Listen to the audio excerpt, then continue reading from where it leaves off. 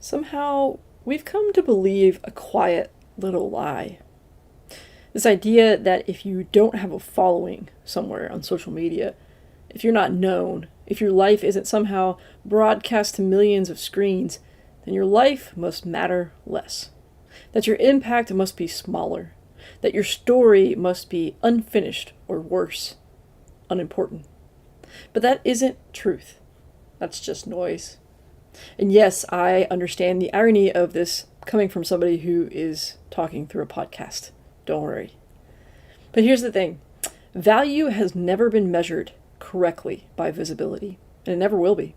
Some of the most meaningful lives are lived in rooms no camera ever enters, in conversations that never get posted, in decisions that never trend, in sacrifices that no one claps for, no one even knows happened. And yet, those lives change everything.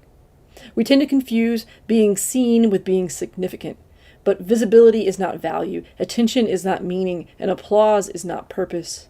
Just because something is loud doesn't mean it's deep, and just because something is quiet doesn't mean it's small. You have a calling in life. Not a vague idea, not a coincidence, something specific, something intentional, something that existed before anyone ever validated it. You were given certain gifts, not by accident, not by comparison, but with direction. Certain strengths that feel natural to you, even if they feel ordinary in your own hands.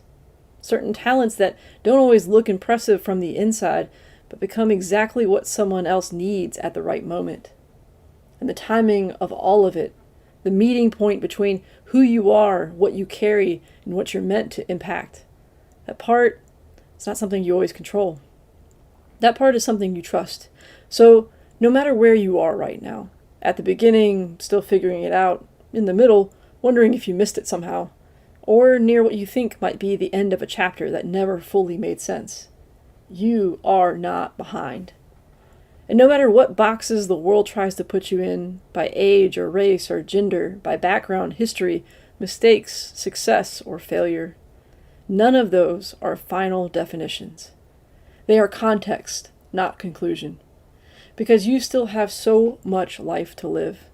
And not just life in the sense of time passing, but life in the sense of becoming, or unfolding, of stepping into parts of yourself you haven't met yet. Don't let this world tell you who you are before you've finished becoming it. Don't let comparison write a story that was never yours. And don't confuse delay with denial. Sometimes what feels like silence is actually preparation. Sometimes what feels like nothing is actually foundation being laid beneath you.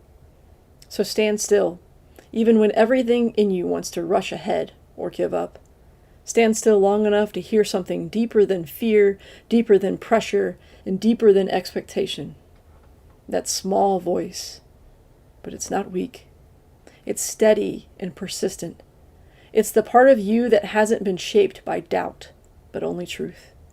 And it's calling you forward, calling you into the version of yourself that doesn't shrink, doesn't hide, doesn't wait for permission to exist fully. That voice is saying, hold on, my friend.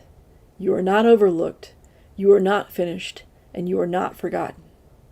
Your calling has not passed you by, so rise. Rise for one more day when quitting feels easier. Rise for one more step when clarity hasn't arrived yet.